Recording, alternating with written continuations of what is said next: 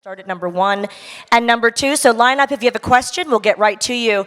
Before we start, though, I'll start with you, Emilio. How have you been enjoying Liverpool Comic Con? Thank you all. You've been showing me so much love, and I appreciate it. I love you right back. Thank you, man. Love that. And how's it been going for you, Charlie?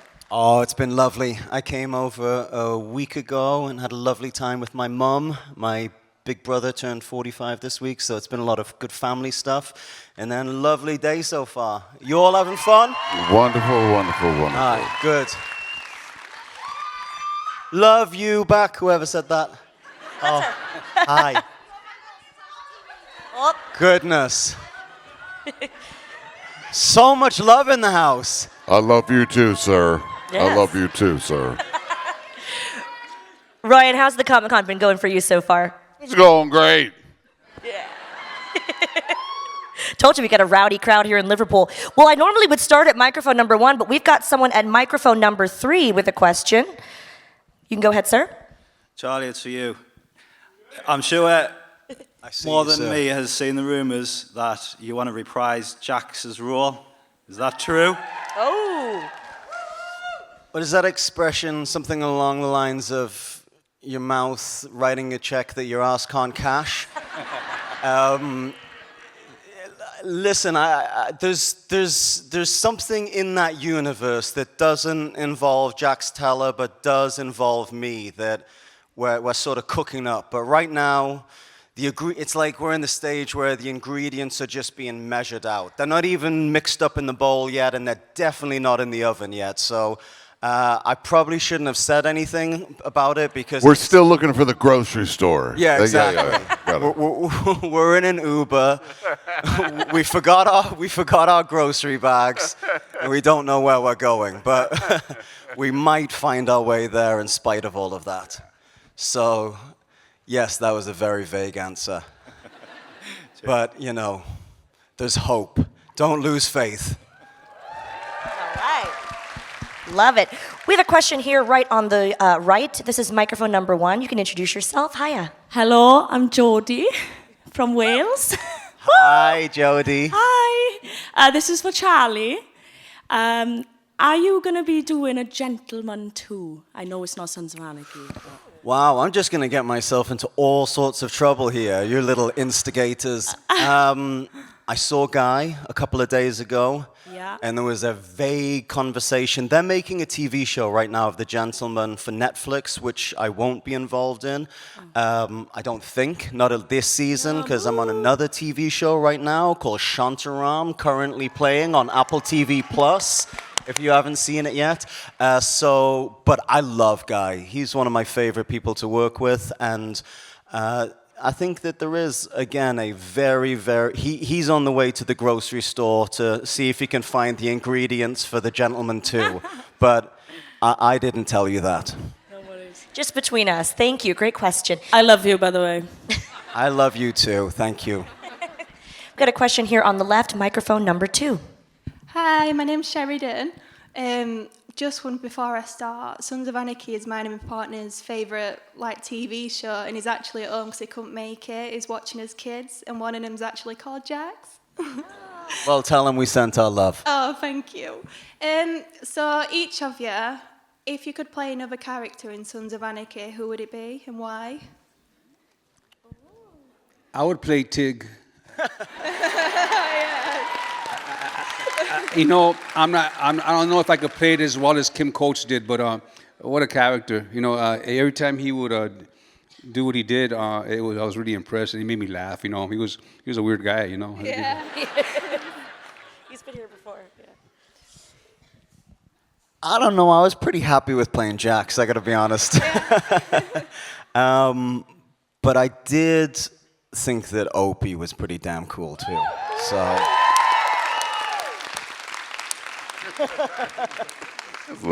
I would have been the homeless lady. That's who I would have been. I would have knocked it out of the park. We've got a question up at the top, microphone 3 on the right. If you could be a character in any other TV show, who would you be and why? character in any other TV show that you'd like to be? Thomas Shelby, obviously.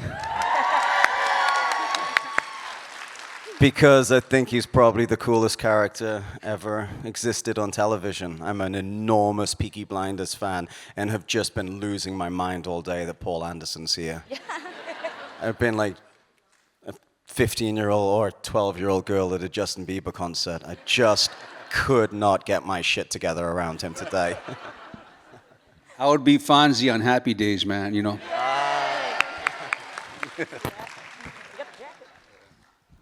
What was the question? Any character on any TV show. Oh, God. Any character on any TV.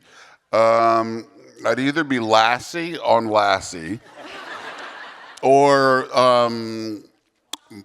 Mork on Mork I was at Midnight. just going to say Mork. Yeah. You would have been a good Mork. I would have been pretty good. That might be a good idea. Yeah. Maybe I could play reboot, Mindy. yeah. Yeah, right. Nanu. Yeah. We have another question up here at the top left, number 4. Hi there. Hi. Before we start, my husband and me absolutely love Sons of Anarchy. It's like our favourite thing.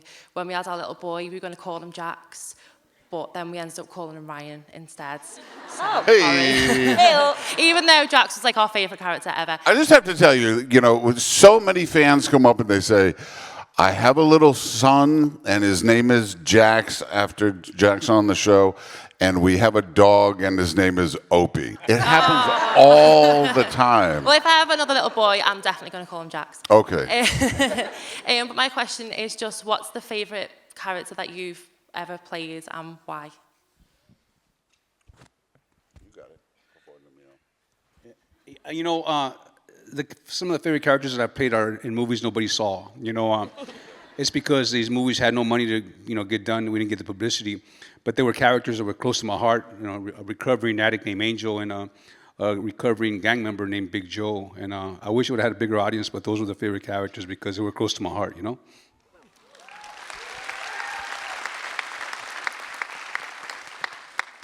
One of the fun characters that I did that I liked a lot was a character named Chick that I played on Bates Motel.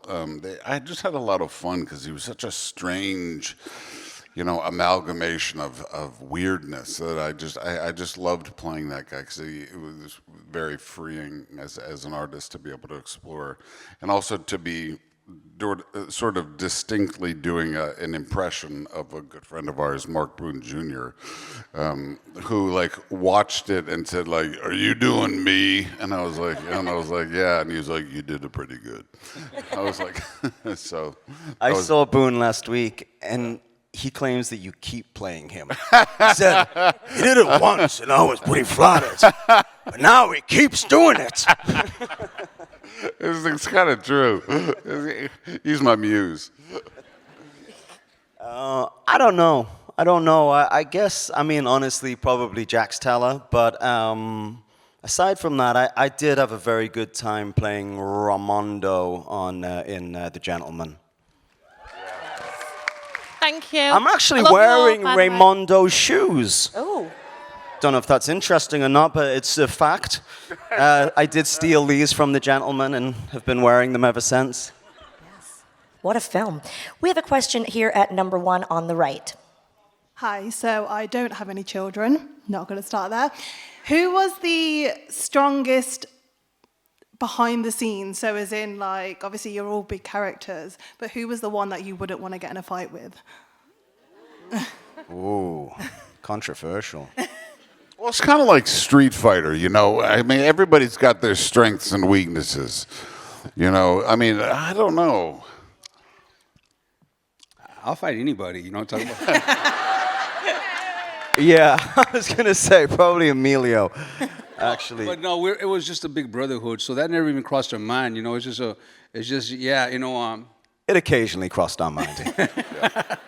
But these guys were nuts, man. I would just sit back and watch, because it was Sons of Anarchy, but these guys would always be wrestling each other. Booney, Mark Boone Jr. would always challenge everybody, and Boone is a strong guy. Yeah. He would grab these guys, man. He grabbed me one time. I didn't want no part of that, man. Shit.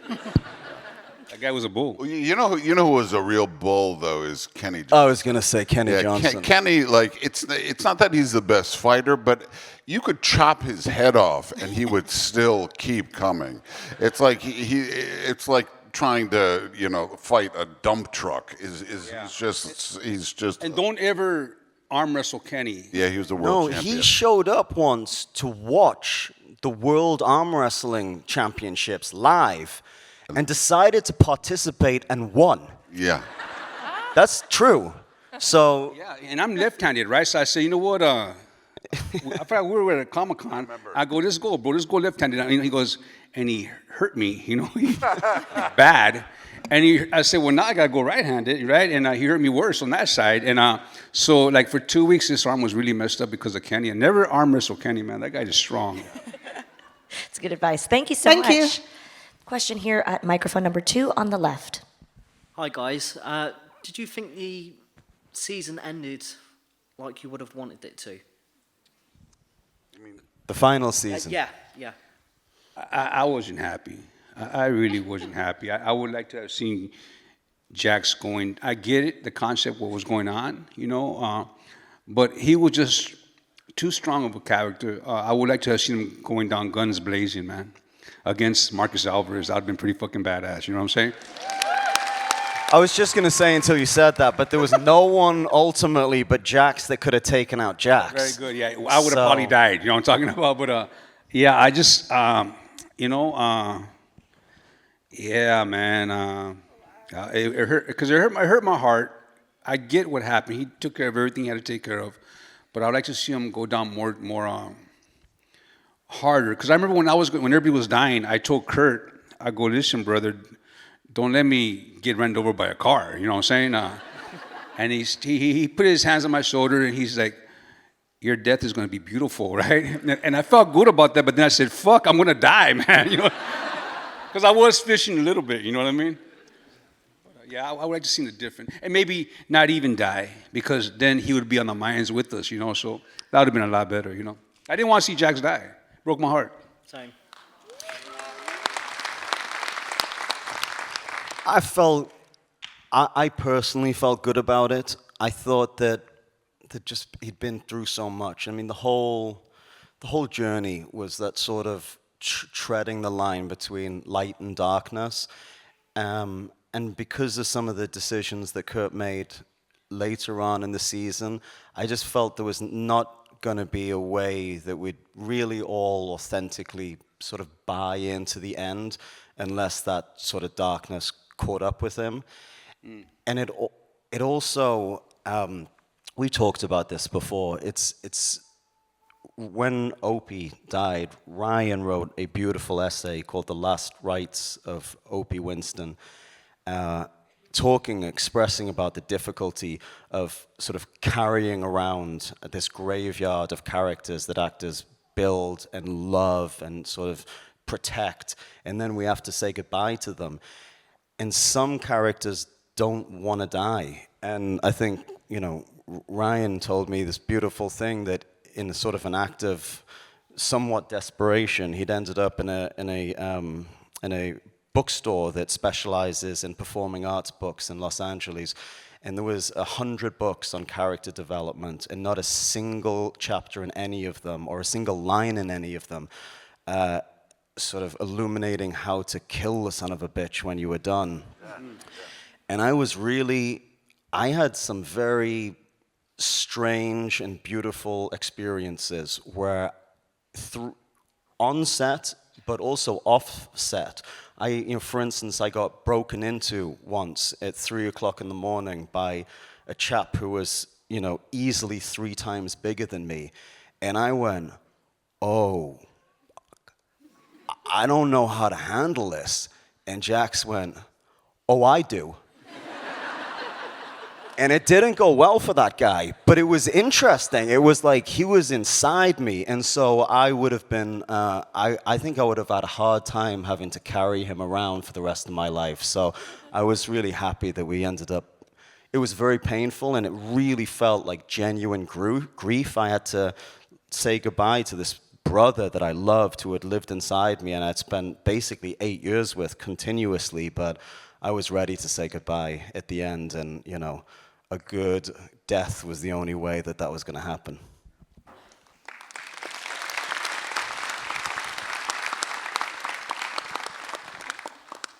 Did you want to share your thoughts? What? No, he said the whole thing. He said everything. Yeah, I said yours as well. We did, though, after about 4 or 5 months. I don't know. My perception of time is horrible. Yeah. But several months. When Opie got killed on the show, I'm sorry if any of you haven't finished it. No spoilers.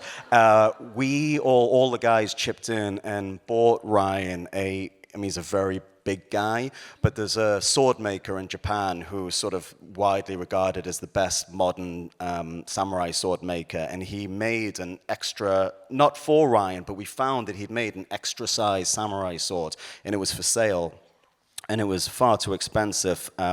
So I asked everyone else if they would also chip in. And we pooled our resources and we bought it for Ryan, and we realized a few months while we were still going to work every day and he wasn't able to come and be part of the thing anymore, we realized he was, struggling. And we thought maybe we should do something about it. So I called Ryan one day and said, come over to my house and bring the sword. Yeah. And he said, okay, this is probably not going to go well, but I trust you guys. No, I knew it was going to go somewhere. Yeah, and we cut his beard off with the samurai sword. And it was, it was a real catharsis, and we were all wailing and crying and hugging each other. And his brother, who's a beautiful cameraman, decided to come along and sort of film the thing, because we weren't sure what was going to happen. So we filmed this thing, and then somehow we decided to put it online. And I never read any comments about anything, but I did read one comment that said, yeah, yesterday the photocopier at work broke, and I cried too. I thought, which is a strange reaction. But yeah, we cut his beard off with the samurai sword. And was that the end of Opie for you? Did that? Yeah, no, that was, there's something about the ritual of us doing that. And that, it's one of the other things that sumo wrestlers do. It's still part of the Bushido code. Is like when a sumo wrestler retires, there's a long procession and there's this ritual. But what they'll come up and do is anybody who has sort of been a supportive force of the sumo's career will come up and they'll snip off a little bit of their top knot and they'll keep it. And that's part of that ritual. That's still part of the samurai code. So we kind of did our own modern version of that. But it was really afterwards. It was beautifully cathartic, and there was something about having you guys there. And it was we were all sort of bawling and going through this thing together, and it just was sort of a testament to how close we had all become, but also just the beauty of what it is to create something that resonates with audience members and also within yourself, just as a human being, as we all like develop as artists, how there's going to be peaks and valleys to that. So to be able to really feel like I could close that chapter was in your garage with a samurai sword. You can find it online. It's beautiful and it's very well done. You're gonna cry. Yeah. It's so beautiful to watch, man. Check it out. It's really nice, man. Yeah. Thank you, guys.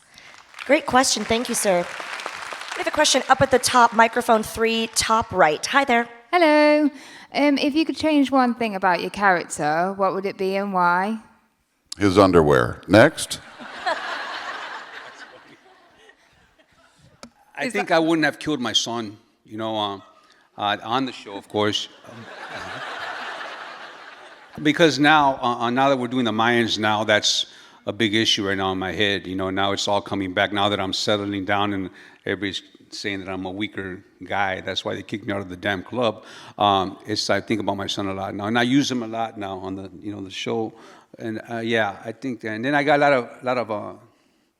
Of course, it's just a show, but I got a lot of bad fan mail because of it, But it's part of the gig, Thank you. Everything, honestly. There's a thing about acting that's bloody hard, and I mean, all of it's quite hard. But there's a thing that happens far too frequently, that on the drive home, when there's absolutely no ability to make any change of what you did that day, where you go, that's what the scene was about, or that's what I should have done. So I always feel like right around the finish that I've figured out actually what I wanted to do at the beginning. And so, I finish every job feeling like, okay, now I'm ready to start the job. Right. Very good. Very good. Which sucks. At least we can laugh about it. Okay, we're going to go to microphone number 1 here on the bottom right.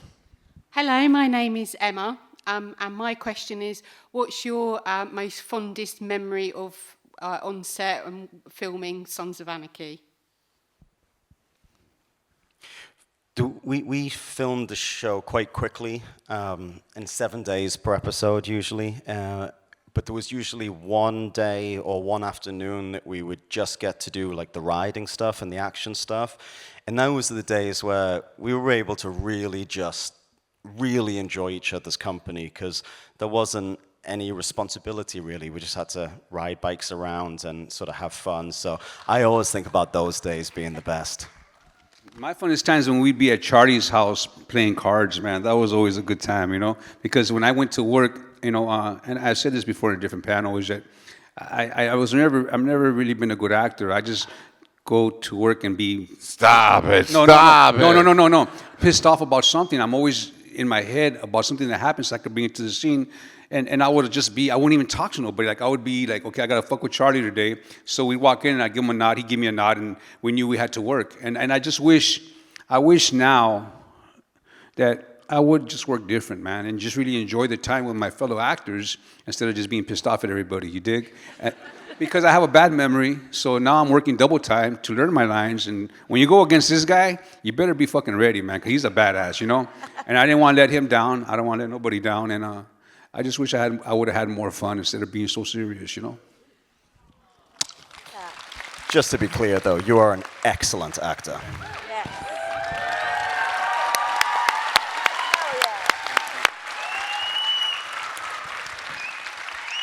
I remember distinctly, it was while we were shooting the pilot or the second, I think it must have been the pilot, but I remember having this weird sort of out-of-body experience where it was the first time that we were all sitting around the table together, and I just had this feeling, like I looked around and I just went like, oh, this show's gonna be something.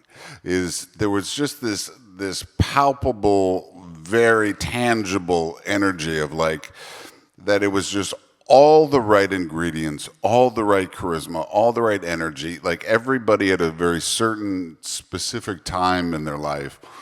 And I was like, but also just like looking around, like I'd loved Kim in Waterworld, I'd seen Boone in everything, I'd watched Charlie in Green Street, and I was just kind of like, oh, this has got the ingredients, and I just remember sitting there and kind of like taking this mental snapshot, going like, remember this, because this thing's about to be lightning in a bottle, and but I remember going like, oh, all right, so we're along for the ride. Like, it was before the show had been picked up or anything, but I just remember that feeling of it's kind of like before a lightning storm. You just feel that electricity in the air, and I remember that one distinctly. So. Cool. We have time for one final question. We're going to go to microphone number 2, right over here on the left. Hi, I'm Natalie. Hi, which scene was it that made you the most upset? Because Opie, for me, had me ugly crying for like a week. My boyfriend was like, why are you so upset? So I got him on it. And then he started crying, and he's made of stone. And then I got my sister and her boyfriend on it. So it's a family affair of it now. But my sister would kill me if I don't get used to say hi to her, because she's pregnant with a 5th boy at the minute. So it's What's her name? Samantha. Hi, Samantha. Hi, How you doing, Samantha? Oh, Samantha. Thank you very much. What was what was the question? The scene that again? made you the most upset. Oh yeah. As an audience member, same as you, was Opie just utterly devastating. And honestly, the show itself, the experience of shooting the show was never the same after that. There was this real pivot point, and it was still beautiful and weird, and sort of, we were still like desperately trying to do a good job, but there was like a darkness that came over that whole experience after that. But for me, there's horrible spoilers coming, so I'm about to ruin everything for everyone if you haven't seen it. But there's the scene where Juice tells me that my mom killed my wife. You know, Kurt would swing for the fences with the drama, and he'd send, you know, you read this, and it was a 7 or 8 page scene, and you think, like, how the fuck do you play that? Like, that is insane to actually sit there and have a somewhat logical conversation about this. And so there was these moments, and this is the prime example of it, where I just go into work terrified, like actually terrified, feeling like I was going to puke because I had no idea how I was going to do my job that day. And that day, I learned the scene, and I learned it, and I said to Theo, listen, I'm not rehearsing this, and we just got to do this, and hopefully we can do it once. And Peter Weller, which was weird because he was RoboCop, he played RoboCop in the film, was directing the episode, which didn't help. And so we showed up, and we sort of sit there just basically blocking out the scene so we know where to put the cameras and stuff. And then I just walked off set, and I said, when you're ready, let me know, and I'll try my best at this, you know? And so they called me, and they said we were ready, and we sat down, and Theo and I just started doing the scene, and it was such a relief, just like everything that I had hoped would come out, came out. And it really was by far and away the best piece of acting that I'd ever done, although I can't really take credit because it was just something was happening, like the cumulative effect of all of this, 6 years of work just sort of came out. And Peter Weller came up after it and said, well, I don't know what that was, but it's the goddamn greatest thing I ever saw. We're not doing it again. And I said, fucking right, we're not doing it again. And then Paul Maybaum, our cinematographer, walked in and said, actually, we are doing it again. The camera didn't roll. I went, all right, I guess we're doing it again. And honestly, it wasn't as good. But I mean, I've seen the scene. It's still definitely the best piece of acting I've ever done. But boy, that thing that happened in the first take, so devastating. Thank you. And I gotta add to this is that when and I say it this because it's so beautiful. When Opie died, Ryan died. Before we do any episode, we do a table read. We see how it's going to sound, and so it was really weird. And they have everybody strategically sit down the way they are in characters. And Ryan would always sit next to Charlie all the time. Well, now Ryan ain't there no more. Ryan is dead. You dig? And after he got killed, and Charlie. Before we do the table read, he goes up there and he just let it out, man, like what Ryan meant to him and to us. You know what I'm saying? I wish a camera would have been rolling then. Of course, whoever was in that table that day, it was the most heartbreaking speech I've ever heard anybody say. It was so sad. We love you, brother, Oh, thanks, man. Thanks. It was Thank you. fucking. They had like tissue everywhere on all the tables. People had to walk out. It was fucking ugly, bro. You know what I mean? Can I just... It was beautiful, bro. I wish it was something like I wish you could have heard and seen. Yeah. It was so beautiful, man. Oh, well, I'll tell you, you know, I mean, Opie's death is, one of the last things that I remember was, and it was so profoundly effective, you know, affecting my life. You're just kind of like, you know, we're all raised in a certain way. We all have our own traumas. We're all kind of dealing with things as best we can, right? But there's certain things that heal you in a way that are deeper than you really know how to get to by like going to a therapist or talking to somebody or whatever.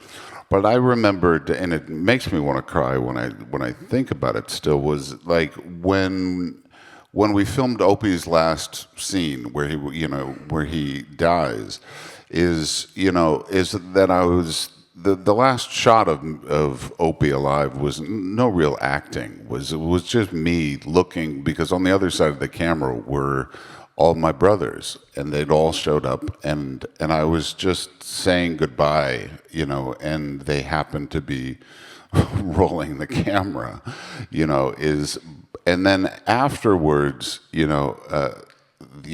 I'm lying there, there's blood on the ground, and it was one of the last shots of the day, and you hear those words of like, that's a series wrap on Ryan Hurst, and everybody starts applauding, and then it was like everybody came, and all of my brothers, and I'm sitting there with blood gushing out of my head, and I'm crying because I'm crying. And everybody was it was this sweaty bear hug of love. And then also, like, the entire crew starts banging on the walls of the soundstage. So the whole place starts to vibrate.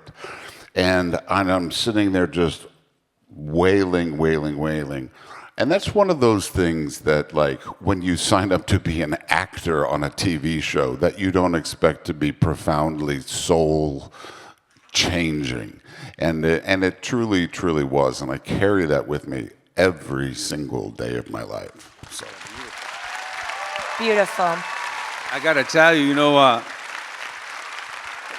because of that, like all the guys that they brought in on the Mayans, and some of the guys that are on the Mayans now have worked a lot before they got to the Mayans, and they're always asking me questions about sons, and I tell them, and I said, listen, I don't care what show or what movie you've ever done, brother, ain't nobody gonna bring you the props you're gonna get on Mayans MC because of Sons of Anarchy. And you know what, brother? They're popular cats because of this, you know what I'm saying? So here we go, man, And that's to you. Thank you so much for that support, man, Yes. Thank you all so much for your questions. Thank you, all three of you, for being so candid with your answers and telling us such great stories. We so appreciate you guys. Thank you for the memories. Ladies and gentlemen, please give it up for the cast of Sons of Anarchy, Emilio Rivera, Charlie Hunnam, and Ryan Hurst. Thank you, guys. Liverpool, show them some love. The cast of Sons of Anarchy are here at Liverpool Comic Con getting back to autographs and photos. Thank you guys so much. Liverpool, thank you.